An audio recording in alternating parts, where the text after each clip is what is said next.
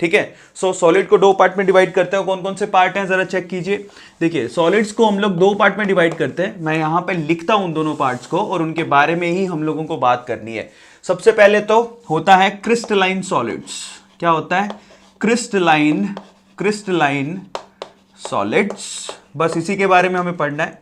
सबसे पहले तो क्रिस्टलाइन सॉलिड्स और दूसरे होते हैं एमोर्फस सॉलिड्स। क्या होते हैं? Amorphous solids, crystalline solids and amorphous solids. दो तरह से सॉलिड को हम लोग क्लासिफाई कर सकते हैं, crystalline solids and amorphous solids. ठीक है। अब देखिए मैं आपको एग्जांपल देता हूं। जैसे कि आपको पता है कि ये जो चोक मैं इस्तेमाल जो कर रहा हूं और मार्बल दोनों एक ही मटेरियल के बने होते हैं, कैल्शियम कार्बोनेट, हम जानते हैं इस चीज को। लेकिन चोक जो है उसको आप आसानी से तोड़ सकते हो, लेकिन क्या मार्बल को आसानी से तोड़ सकते हो? नहीं तोड़ सकते हो। ठीक है।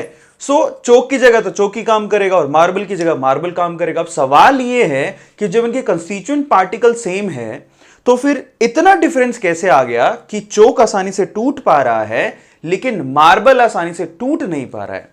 अब बस वही फर्क है। अब ध्यान से उसको देखिएगा, क्योंकि मार्बल को हम लोग क्रिस्टलाइन सॉलिड में काउंट करते हैं जबकि एमोर्फस सॉलिड में चोक को काउंट करते हैं। अब क्या फर्क है क्रिस्टलाइन सॉलिड में एंड एमोर्फस सॉलिड में, उस डिफरेंस को ही हम लोग देखने वाले हैं। तो लिखिए फटाफट से। अब मैं यहां डिफरेंस को लिखूंगा और मैं यहां पे एक लाइन खींच देता हूं जिससे आपको ज्यादा क्लैरिटी आएगी। ठीक है। सबसे पहले तो क्रिस्टलाइन सॉलिड में क्या होता है? देखिए क्रिस्टलाइन सॉलिड में रेगुलर अरेंजमेंट ऑफ, लिखिए रेगुलर, ठीक है, अरेंजमेंट, ठीक है, रेगुलर अरेंजमेंट ऑफ, ठीक है, कंस्टिट्यूएंट, सीधे लिख देता हूं, कंस्टिट्यूएंट पार्टिकल्स। सबको समझ में आ गया? CP, regular arrangement of constituent particles for long range, for long range. बहुत इंपॉर्टेंट है। यहां पर कंस्टिट्यूएंट पार्टिकल्स का रेगुलर अरेंजमेंट होता है लॉन्ग रेंज के लिए। एग्जांपल के तौर पे जरा ध्यान से इसको देखिए। यहां पर देखिए सबसे पहले तो ये फर्स्ट पार्टिकल मैंने यहां लगा दिया और एकदम रेगुलर और डिसिप्लिन्ड अरेंजमेंट होगा। तो यहां पर मैं सेकंड पार्टिकल लगा देता हूं। ये देखिए ये सेकंड, ठीक है। अब इनको, अब ये पार्टिकल्स का मतलब क्या है? मैं पार्टिकल का सेंटर पॉइंट ले रहा हूं। एक एटम होता है स्फेरिकल होता है, उसका सेंटर पॉइंट ले रहा हूं। अगर आप इस एटम को बनाना चाहे तो आप यूं बना सकते हैं, देखिए, ठीक है। आप पूरे चैप्टर में हमेशा सेंटर पॉइंट का इस्तेमाल करेंगे। एटम तो होगा स्फेरिकल। क्लियर हो गया? तो हम इस तरह से बनाते हैं। अब देखिए ये जो पॉइंट्स हैं इनका रेगुलर, इन एटम्स का रेगुलर अरेंजमेंट होगा। ठीक है। इसके बाद देखिए ये व्हाइट है, ये दूसरा कलर है, आपको शायद दिखाई दे या नहीं दे, लेकिन ये व्हाइट, ये ब्लू। उसके बाद फिर से मैंने सेम डिस्टेंस पर ले लिया व्हाइट, फिर सेम डिस्टेंस पर लिया मैंने ब्लू, फिर सेम डिस्टेंस पर लिया मैंने व्हाइट, फिर सेम डिस्टेंस पर लिया मैंने ब्लू। ठीक है। इस तरह से बहुत ही रेगुलर अरेंजमेंट और लॉन्ग रेंज के लिए होता है, ऐसे नहीं सिर्फ इतनी सी रेंज के लिए, लॉन्ग रेंज के लिए।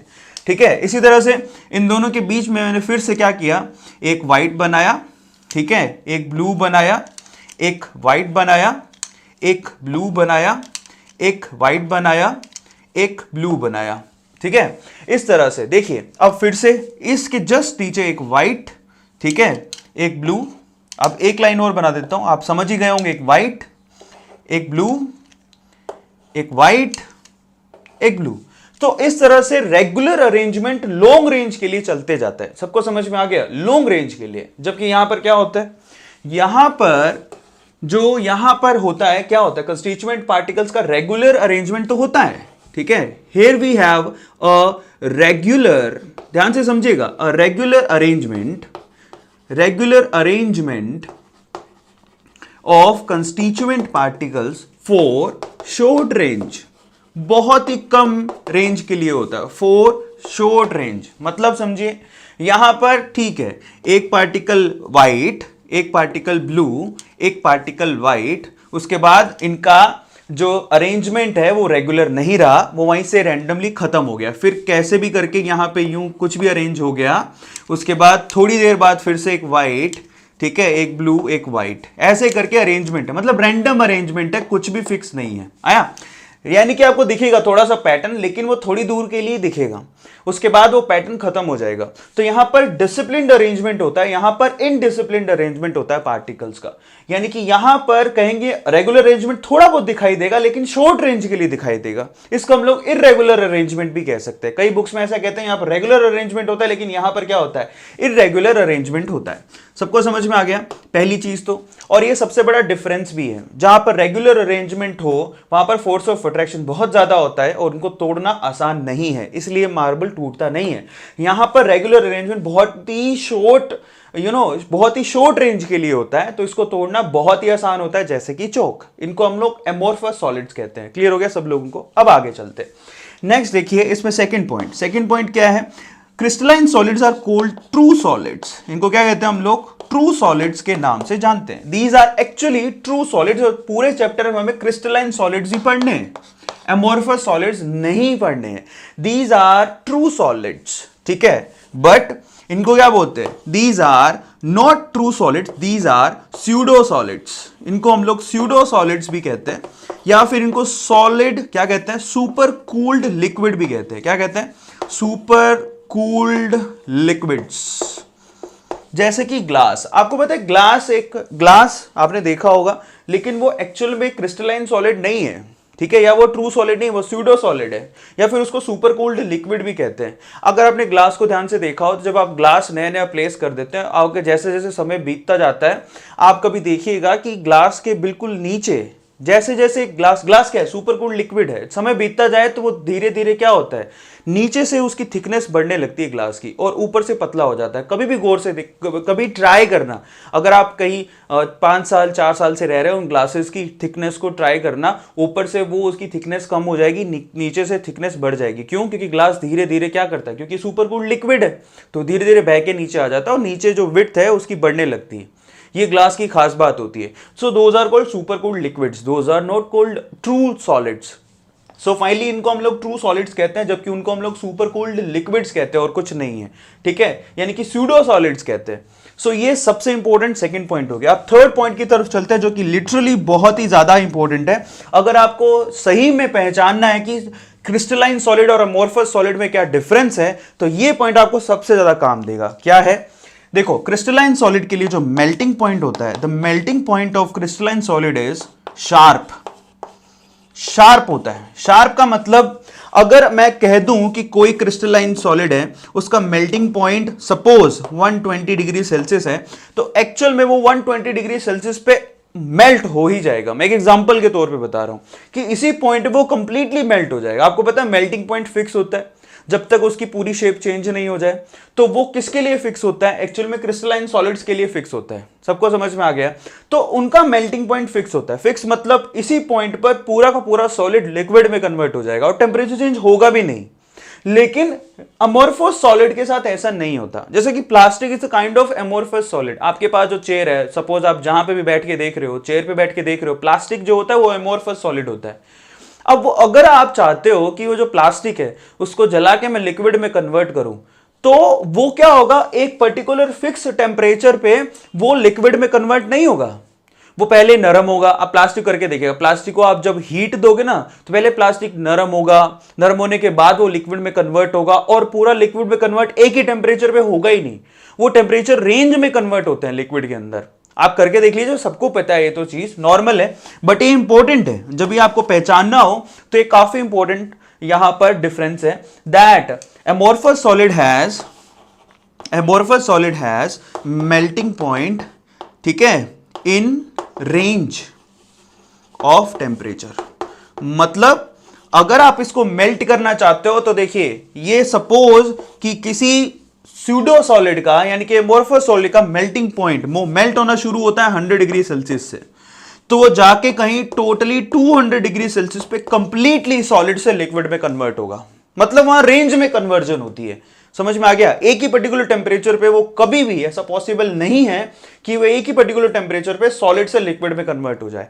और ये सबसे बड़ा डिफरेंस है यहां पे, ये ध्यान रखना आपको। क्रिस्टलाइन सॉलिड यहां पर फिक्स टेम्परेचर पे वो मेल्ट हो जाते हैं, लेकिन एमोर्फस सॉलिड कभी भी फिक्स टेम्परेचर पे मेल्ट नहीं होते, वो एक पर्टिकुलर रेंज ऑफ टेम्परेचर में मेल्ट होते हैं। बहुत इंपॉर्टेंट है। अब चलिए फोर्थ पॉइंट पर चलते हैं। Again that is so much important और एक्चुअल में उसी पे सबसे ज्यादा क्वेश्चन पूछे जाते हैं। दैट क्रिस्टलाइन सॉलिड आर, ये क्रिस्टलाइन सॉलिड कैसे होते हैं? Anisotropic. Crystalline solids are anisotropic, anisotropic in nature. बहुत इंपॉर्टेंट है और एक्चुअल में इसी के ऊपर सबसे ज्यादा क्वेश्चन आते हैं।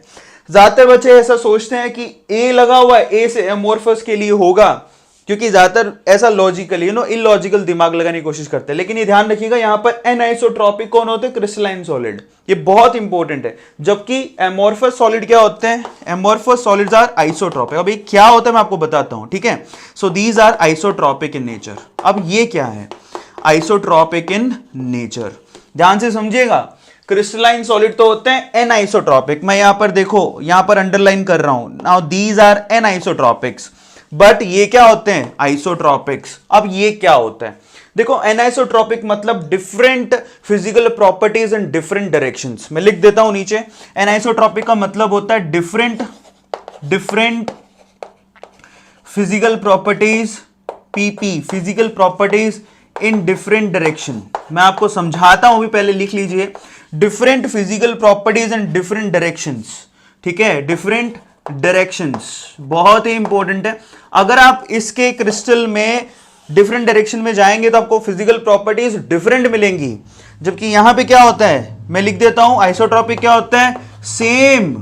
Same physical properties in different direction. बहुत ही इंपॉर्टेंट है, ध्यान से देखिएगा। Now look at it, anisotropic मतलब different physical properties and different directions. बोल रहा हूं, पीपी का मतलब physical properties. So different physical properties and different directions, ये होता है same physical properties in different directions. तो मतलब समझिए, जैसे कि मैं बात करता हूं, ये देखिए, ये अरेंजमेंट है जो मैंने आपके सामने बनाया। इनका जो अरेंजमेंट होता है वो कैसा होता है? बिल्कुल रेगुलर अरेंजमेंट होता है, यस और नो। लेकिन इनका अरेंजमेंट क्या होता है? इररेगुलर होता है। सो गाइस, चलिए इस लास्ट पॉइंट को समझते हैं। इसका मतलब क्या है? देखिए, मैंने आपसे कहा कि जो क्रिस्टलाइन सॉलिड होता है वो एन आइसोट्रॉपिक होते हैं। मतलब अगर आप डिफरेंट डायरेक्शन में क्रिस्टल में जाएंगे तो आपको डिफरेंट फिजिकल प्रॉपर्टीज मिलेगी, जबकि आइसोट्रॉपिक में सेम फिजिकल प्रॉपर्टीज मिलेगी। अब इसको ध्यान से समझिएगा, इसका मतलब क्या है, जरा ध्यान से इसको देखिए। अगर मैं इस क्रिस्टलाइन सॉलिड में मैंने ये अरेंजमेंट बनाया है ना, देखिए यहां पर एकदम रेगुलर अरेंजमेंट होता है, जबकि वहां पर रैंडम अरेंजमेंट होता है, कुछ फिक्स नहीं होता है। अगर मैं इस डायरेक्शन में जाऊं, जैसे रिफ्रैक्टिव इंडेक्स की बात करो, फिजिक्स में पढ़ते हो रिफ्रैक्टिव इंडेक्स, ठीक है, रिफ्रैक्टिव एंड रिफ्लेक्टिव इंडेक्स पढ़ते हो, ठीक है। अब देखिए, अब यहां पर अगर मैं बात करूं, मैं इस डायरेक्शन में जाऊं तो मुझे अरेंजमेंट कैसा मिल रहा है? जरा ध्यान से इसको चेक करो। जैसे कि यहां पर white blue white blue white blue ऐसा मिल रहा है ना। लेकिन अगर मैं इस डायरेक्शन में जाऊं तो ये देखिए, मैंने डायरेक्शन चेंज करा तो मेरे को क्या मिला? Blue blue white. अब खुद से बना के देखना कॉपी के अंदर। जब आप बनाओगे, इसको प्रॉपरली बनाना, तो आप जब यहां जा रहे हो तो आपको white blue white blue white blue ऐसा अरेंजमेंट मिल रहा है। लेकिन जब आपने डायरेक्शन चेंज कर दिया तो आपको मिल रहा है ब्लू ब्लू व्हाइट। अगर आपने इसके पास वाला डायरेक्शन ले लिया तो व्हाइट व्हाइट ब्लू। इस चीज को चेक करो, मतलब आपके कंस्टिट्यूएंट पार्टिकल्स ही चेंज हो गए, तो ऑब्वियसली आपकी फिजिकल प्रॉपर्टी तो चेंज हो ही जाएगी ना। ध्यान से उसको देखिएगा। मतलब अगर मैं कहूं कि ये क्या है, ये आयनिक यहां पर सॉलिड है, तो इसमें क्या होगा? Cation anion. इस तरह से बनाया मैंने, cation anion cation anion cation anion. सही है। आप कॉपी के अंदर खुद से बना के देखो, आपको आइडिया लग जाएगा। आप एकदम रेगुलर अरेंजमेंट बनाओ, कैटायन एनायन इस तरह से मैंने अरेंज करके रखे हुए हैं, ठीक है। अब अगर मैं इस डायरेक्शन में जाऊंगा तो मुझे क्या मिल रहा है? Cation anion cation anion cation anion. जबकि अगर मैंने डायरेक्शन चेंज कर दिया, मतलब अब ये डायरेक्शन में जाऊंगा तो मुझे क्या मिल रहा है? देखो, कैटायन कैटायन एनायन, तो चेंज हो गया ना अरेंजमेंट। और अगर इस डायरेक्शन में जाऊंगा तो एनायन एनायन कैटायन। और आप खुद से कॉपी में बना के देखो, एकदम रेगुलर अरेंजमेंट खुद से बना के देखो। जरूरी नहीं है कि आप इस तरह से बनाओ, आप सिंपली यू भी बना सकते हो। जरा चेक करना, आप यू भी बना सकते हो एकदम खुद से ही। क्या करो? White blue white and blue, सिर्फ 4 डॉट लगा लो। लगा लिया आप लोगों ने? व्हाइट ब्लू मेरे साथ जो मैं बोल रहा हूं उसके साथ डॉट लगाइए, लगा लिए कॉपी के अंदर। फिर उस व्हाइट के जस्ट नीचे आप क्या करो? ब्लू डॉट लगाओ, ब्लू, उसके बाद क्या करो? व्हाइट, ठीक है। मतलब कलर चेंज कर लो, जैसा कि आपके पास पेन अवेलेबल हो, आपके पास ब्लैक और ब्लू अगर हो अवेलेबल तो आप डॉट लगा लो ऊपर नीचे। जैसे मैंने लगाया व्हाइट ब्लू नीचे लगाया ब्लू व्हाइट लगा दिया। मतलब ऐसे करके अरेंज होता है। मतलब खुद ही सोचिए कि कैटायन को कौन सराउंड करेगा, एनायन। तो मैंने कैटायन के अराउंड क्या कर दिया, एनायन को सराउंड कर दिया। एक एनायन को कौन सराउंड करेगा, कैटायन। सबको समझ में आ गया। अब बस अगर आपने दो लाइन ही बनाई है तो जरा चेक करो, अगर मैं इस डायरेक्शन में जाऊं तो मुझे क्या मिल रहा है, व्हाइट ब्लू, ठीक है। लेकिन अगर मैंने डायरेक्शन ये कर दी, जरा चेक करना, तो मुझे सिर्फ ब्लू डॉट मिल रहे हैं, और अगर उसके पास वाली करी तो सिर्फ व्हाइट डॉट मिल रहे हैं। इस चीज को समझिए। तो मतलब अगर मैं अलग डायरेक्शन में जा रहा हूं तो मुझे अलग कंस्टिट्यूएंट पार्टिकल मिल रहे हैं। तो ऑब्वियसली फिजिकल प्रॉपर्टी जैसे कि रिफ्रैक्टिव इंडेक्स वो तो अलग होगी ही ना। सबको समझ में आ गया। सिंपल सा तरीका, खुद से डॉट बना के कॉपी में चेक कर लो। भले आप जिस डायरेक्शन में जाओगे आपको कंस्टिट्यूएंट अरेंजमेंट अलग मिलेगा तो फिजिकल प्रॉपर्टीज भी अलग होंगी। लेकिन यहां पर देखिए, यहां पर तो सब कुछ रैंडम है, कुछ फिक्स नहीं है। इस चीज को चेक करो। मतलब यहां पर तो खिचड़ी बनी हुई है, तो आप कोई अरेंजमेंट ही नहीं है। आप जहां पे जाओगे आपको सेम सा दिखेगा, जहां पे जाओगे आपको। जैसे कि इसको एग्जांपल दे सकते हो कि भाई आपने 2 शादियां अटेंड करी सपोज, तो एक शादी में क्या है ना, कुछ भी कोई भी कहीं भी खड़ा है, तो आपको ऐसा लगेगा खिचड़ी सी है, किसको कहां ढूंढे। लेकिन अगर एक शादी में ऐसा किया गया कि वहां पर लड़कों को अलग बिठाया गया, लड़कियों को अलग बिठाया गया, और बच्चों को अलग बिठाया गया, तो एक रेगुलर अरेंजमेंट हो गया। तो वहां पर तो क्या हो गया, अगर आप सिर्फ लड़के की डायरेक्शन में देखो सब लड़के दिख रहे हैं, लड़कियों की डायरेक्शन में देखो सिर्फ लड़कियां दिख रही हैं, और बच्चों की डायरेक्शन में देखो सिर्फ बच्चे दिख रहे हैं। डिसिप्लिन अरेंजमेंट में क्या होता है, डिफरेंट डायरेक्शन में डिफरेंट अरेंजमेंट मिलेंगे आपको। समझ में आ गया। लेकिन अगर कुछ अरेंजमेंट है ही नहीं, तो अगर आपको किसी को ढूंढना है, मतलब खिचड़ी सी है, अगर आप यहां पे किसी को ढूंढने की कोशिश कर रहे हो तो आपको सब कुछ दिख रहा है, कैसे ढूंढूं, सब लड़के लड़कियां बच्चे सब मिक्स हैं। समझ में आ गया सब लोगों को। यहां पर अरेंजमेंट जब फिक्स नहीं होता तो सब एक जैसा दिखाई देता है। मतलब सब जगह तो ऐसे ही दिख रहा है कि लड़के लड़कियां बच्चे सब ऐसे खड़े हैं, तो वहां पर किसी को ढूंढना हार्ड है। जबकि डिसिप्लिन अरेंजमेंट में किसी को ढूंढना आसान है। लेकिन यहां पर जब एक डायरेक्शन में देखोगे तो आपको सेम दिखेगा, दूसरी डायरेक्शन में देखने की कोशिश करोगे तो उससे अलग दिखेगा।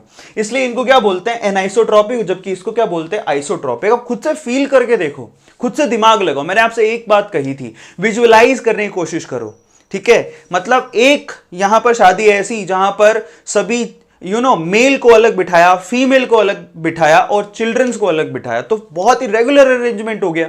तो वहां पर अगर आप सिर्फ मेल की डायरेक्शन में देखोगे तो मेल दिखेंगे, फीमेल की डायरेक्शन में देखोगे तो फीमेल दिखेगा, ठीक है, दिखेंगे।